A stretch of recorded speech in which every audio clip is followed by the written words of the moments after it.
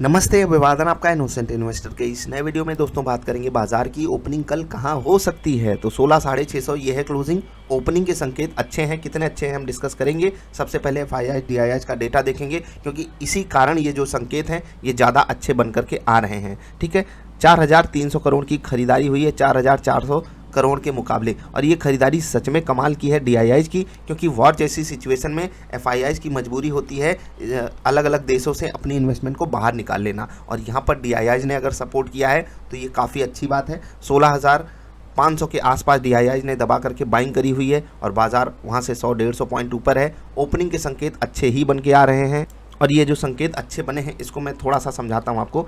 एक चीज़ होती है डर, ये तो आप जानते हो मार्केट में इसका कितना बड़ा रोल है, और यही कई सारे लोगों को, ऑलमोस्ट 90% लोगों को जो डर है ना, ये बाहर कर देती है। डर ये कभी लालच के रूप में आ जाता है, ठीक है, और लालच के रूप में डर आता है, ये मैं कभी आपको समझाऊंगा। क्योंकि जब आप ज़्यादा लालच करोगे तो आप ज़्यादा डर में जाओगे, और जब ज़्यादा डर में जाओगे तो आप ज़्यादा बड़ी गलती करते हो, और वहीं पर आपका जो बाजार का सफ़र होता है वो ख़त्म होने की कगार पे आ जाता है। ठीक, तो थोड़ा इस पे आपको फोकस करना है। बाकी डीआईआईज को पूरा धन्यवाद, उनकी बाइंग देख करके दिल को सुकून मिला। अब डर की मैं बात कर रहा था, वहाँ से एक चीज़ और आपको समझाता हूँ।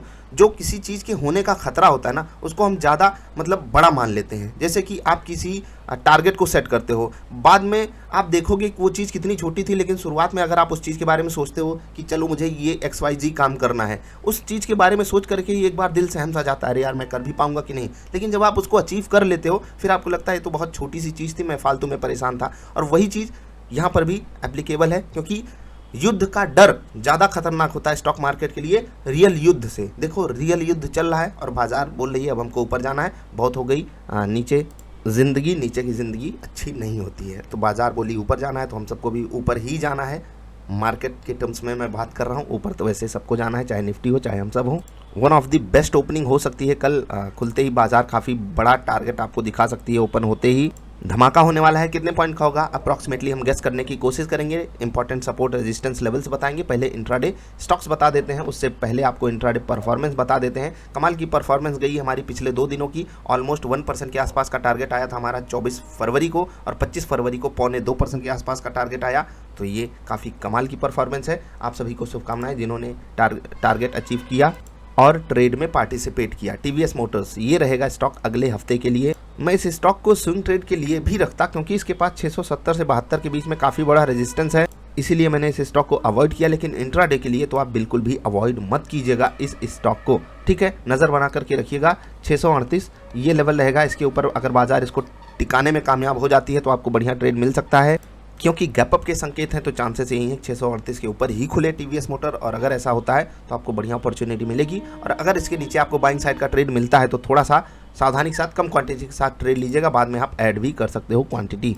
एक्सिस बैंक रहेगा दूसरा हमारा स्टॉक, काफ़ी नॉर्मल ट्रेड आपको यहाँ पर मिलेगा। सेटअप की वीडियो अगर आपने देखी है, चाहे जो भी वीडियो आपने देखी हो सेटअप वाली, आई बटन पे मस्ट वॉच प्लेलिस्ट है, वहाँ पर आपको मिल जाएंगी वीडियोस, आप देख करके आसानी से यहाँ पर ट्रेड ले सकते हो। रिलायंस इंडस्ट्रीज़ में आपको बढ़िया ट्रेड मिलेगा, सही लेवल पे स्टॉक खड़ा है। और देखो एक चीज़ याद रखना, रिलायंस में यहाँ पर जो 2300 का लेवल है वो एक रेजिस्टेंस के रूप में बिल्कुल सामने हमेशा खड़ा है, साइकोलॉजिकल लेवल भी है, और ऑप्शन डेटा के ही हिसाब से वहाँ पर बड़ा पॉइंट बनकर के आ रहा है।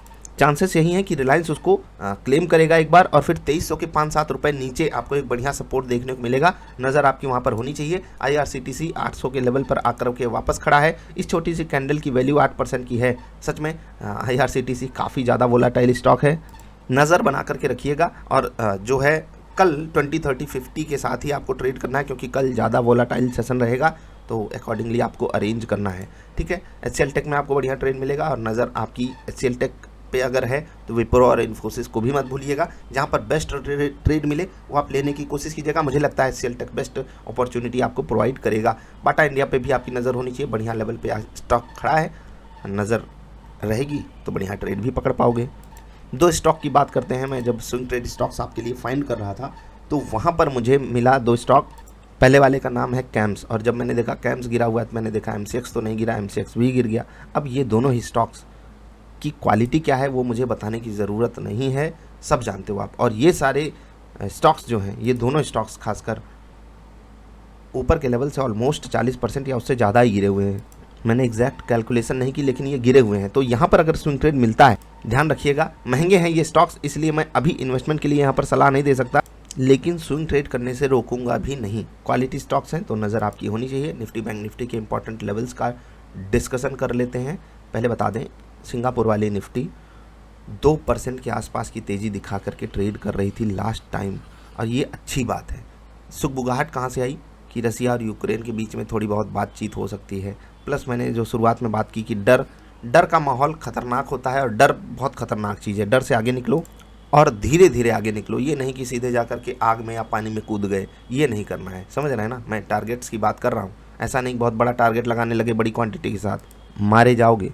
रिस्क रिवार्ड अपने फेवर में नहीं रख करके बाजार के फेवर में रखोगे तो मारे जाओगे। तो बच के, ठीक है, बच के। बाजार के लिए अच्छी बात क्या है? बाजार के लिए अच्छी बात यह है कि 16,750 के ऊपर खुलने के चांसेस बहुत ज़्यादा हैं, ऑलमोस्ट 90% है, ठीक है। 70% 60% चांसेस ये हैं कि बाजार 17,000 के बहुत करीब खुलेगी, और ये जो है ना हमारे लिए अच्छी बात नहीं है। 17,000 के करीब खुलना ये अच्छी बात इसलिए नहीं है क्योंकि एक रेजिस्टेंस बन के आएगा साइकोलॉजिकली 17,000 का लेवल, ठीक। अब दो एंगल से रेजिस्टेंस देखिएगा। साइकोलॉजिकल लेवल है, ऑप्शन डेटा भी वहाँ पर इतना खतरनाक बन के अभी बैठा हुआ है कि ऑप्शन राइटर्स वहाँ पर फिर से एक्टिव होंगे और बाजार को पूरी कोशिश करेंगे 17,000 के ऊपर ना टिकने दें।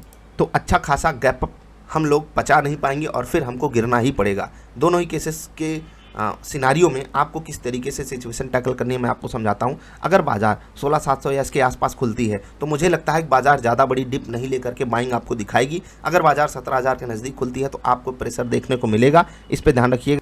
अकॉर्डिंगली अरेंज करना। इंट्राडे ट्रेड या स्विंग ट्रेड कोई भी पकड़ना बिना रिट्रेसमेंट के मत पकड़ना। 20-30-50 वाला रूल याद रखना, ठीक है। अभी आपको लेवल समझा देता हूं मैं, ठीक है। ऊपर जाते हुए बाजार का पहला लेवल रहेगा 16,788, ये रहेगा एक रेजिस्टेंस लेवल, ठीक है। 16,903 ये रहेगा रेजिस्टेंस लेवल। 17,015 लेवल ध्यान रखना। कल मैंने दूर दूर के लेवल्स बताए हैं इसलिए क्योंकि बाजार ज़्यादा वोलाटाइल दिख रही है। सपोर्ट के रूप में 16,711 ये रहेगा पहला सपोर्ट लेवल। 16,666 ये रहेगा दूसरा सपोर्ट लेवल। 16,601 ये रहेगा तीसरा सपोर्ट लेवल। इन लेवल्स पे ध्यान रखना। निफ्टी में, बैंक निफ्टी में कौन से लेवल्स पे ध्यान रखना मैं आपको समझा देता हूँ। देखो, बैंक निफ्टी से ज़्यादा मजबूत मुझे दिखाई दे रही है। कुछ लोगों को हो सकता है ये ज़्यादा कमज़ोर दिखाई दे रही हो, लेकिन मुझे ज़्यादा मजबूत दिखाई दे रही है। इसकी ओपनिंग 37,000 के काफ़ी नज़दीक होगी और फिर 37,000 का लेवल इसके लिए बन जाएगा सपोर्ट। तो निफ्टी से ज़्यादा यहाँ पर तेज़ी आपको देखने को मिल सकती है। अगर सब कुछ वैसे ही हुआ जैसा हम प्रेडिक्ट कर रहे हैं तो रेजिस्टेंस कहाँ बन के आएगा? 36,861 पे ये रहेगा पहला रेजिस्टेंस लेवल। ऊपर जाती हुई बाजार में इसके ऊपर बाजार मजबूत रहेगी, टेक्निकल सपोर्ट है। 37,090 ये रहेगा दूसरा रेजिस्टेंस लेवल, ठीक है। इसके ऊपर 37,305 ये 3 लेवल्स आपको ध्यान रखने हैं रेजिस्टेंस के रूप में, ठीक है। 37,000 के ऊपर टिकी रहेगी बाजार तो कोई तकलीफ आपको देगी नहीं। सपोर्ट रहेगा 36,755 पे, 36,601 पे। देखो लेवल आ रहे हैं ना, यही 601 लेवल वहाँ पर भी आया है। 601.8 समथिंग है, ऐसे करके आप लिख सकते हो 36,601, ठीक है। और 36,351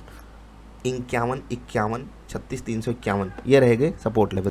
गैप अप हमेशा अच्छा नहीं होता और कल ओपनिंग से ज़्यादा क्लोजिंग मायने रखेगी। सिंगापुर वाली बाजार भले ही हमको 300 पॉइंट के आसपास की तेज़ी दिखा रही हो, और ये ऑप्शन राइटर्स के लिए कितना खतरनाक होता है ये तो आप जानते हो। तो खुलने के बाद ऑप्शन राइटर्स की पोजीशन एडजस्टमेंट जो है वो बाजार को काफ़ी ज़्यादा वोलाटाइल करेगी अगर ऐसा कुछ होता है। बाकी मेरे हिसाब से बाजार जो है 175 के आसपास गैप अप कर सकती है, 175 पॉइंट के आसपास, जो कि ऑलमोस्ट 1.25% की तेज़ी होगी। और ये भी तेज़ी काफ़ी कमाल की है। जिस हिसाब से सिंगापुर वाली निफ्टी हमको सजेशन दे रही है वो one of the best opening होगी ऑफ 2022। देखते हैं बाजार कहाँ खुलती है। 175 से 200 पॉइंट के आसपास खुलेगी बाजार तो ज़्यादा हेल्दी रहेगा क्लोजिंग करना बेटर प्राइस पे। अभी एक कमेंट देखेंगे फिर आपसे विदा लेंगे। वीडियो पसंद आई तो लाइक करना। MK एडिट, वाह यार क्या नाम है आपका, नाम तो कमाल का है, और MK एक साथ आपने लिख दिया है। हमारा बिग बाजार भी सील हो गया यार, रिलायंस ने ले लिया यार, अब हम क्या करें यार। यार ये हमारी जॉब का क्या होगा यार। Love from Udaipur. अब ये भाई साहब ने कमेंट किया और फिर देखो सजेशन कैसे कैसे आए हैं, क्या करें। देखो पहले तो लव फ्रॉम उदयपुर के लिए धन्यवाद MK एडिट भाई साहब। देखो यार जॉब आनी जानी लगी रहती है, अपने टैलेंट पे भरोसा रखो, अपनी काबिलियत पे भरोसा रखो, कहीं ना कहीं अच्छे जगह पे सेटल होने की कोशिश किया करो। लेकिन एक चीज़ याद रखना कि जिस जगह आप सेटल हो सकता है वो जगह ही अनसेटल्ड हो जाए, तो उसके लिए आप बिल्कुल रेडी रहा करो हमेशा, ठीक है। जॉब किसी की भी जाएगी तो बुरा लगता है, लेकिन स्किल पे भरोसा रखना। देवाशीष जी बोल रहे हैं कि रिलायंस जो है वो सबको जॉब देगी, नहीं यार, मतलब अलग तरीके से ट्रीटमेंट करती हैं कंपनियां। अब एक कंपनी बर्बाद हो गई, वहाँ पर आप काम करते थे, कोई दूसरी कंपनी आकर के उसको खरीदेगी तो आपको बिल्कुल उस तरीके का ट्रीटमेंट नहीं देती है, तो इस पर आपको फोकस करना है और फिर लोगों को सांत्वना देनी है या दिलासा देनी है, ठीक है। बाकी कोई बात नहीं, आपने अच्छा काम किया। सुपर पावर जी बोल रहे हैं नीम वालों को भी नोटिस दिया गया, नोटिस नहीं दिया गया। अब ये नीम वाले क्या है मुझे समझ नहीं आया। इंडियन सुपर पावर, भाई सुपर पावर हो तो व्हाट्सएप पे कनेक्ट करके बताना ज़रूर, क्योंकि हम जानना चाहते हैं। हम लोगों से पूछ भी रहे थे कि ये क्या नीम वाली नोटिस क्या होती है, नहीं समझ में आई बात। अब वो MK एडिट भाई साहब बोल रहे हैं हमको जॉब से निकालेंगे तो नहीं ना, अब क्या बताएं यार पूछो देवाशीष भाई को ज़्यादा जानकारी होगी। ये जो कमेंट्स लिए जाते हैं दिमाग को हल्का करने के लिए लिए जाते हैं, कोई लोग इसको सीरियस ना ले लें। हाँ, कुछ सवाल सीरियस ज़रूर आते हैं, जैसे कि अगला सवाल है, IGL जैसी कंपनी ने धोखा दे दिया तो और कंपनी का क्या ही बोलें। 515 पर लिया और 470 पे सेल किया, तो इसमें बुरी बात क्या है यार। बाज़ार हमेशा आपको प्रॉफिट देने के लिए नहीं है, या कोई स्टॉक आपको हमेशा प्रॉफिट देने के लिए नहीं है, और यही बाज़ार की खूबी है। अगर सारे स्टॉक्स आपको प्रॉफिट ही देने लगे तो ना मेरी ज़रूरत है, ना आपको कुछ सीखने समझने की ज़रूरत है, सारा काम चुटकी बजा करके होगा। और भगवान का सम्मान क्यों करते हो? क्योंकि भगवान कभी भी कुछ भी कैसे भी कुछ भी करके उसका मतलब जस्टिफिकेशन दे ही देते हैं।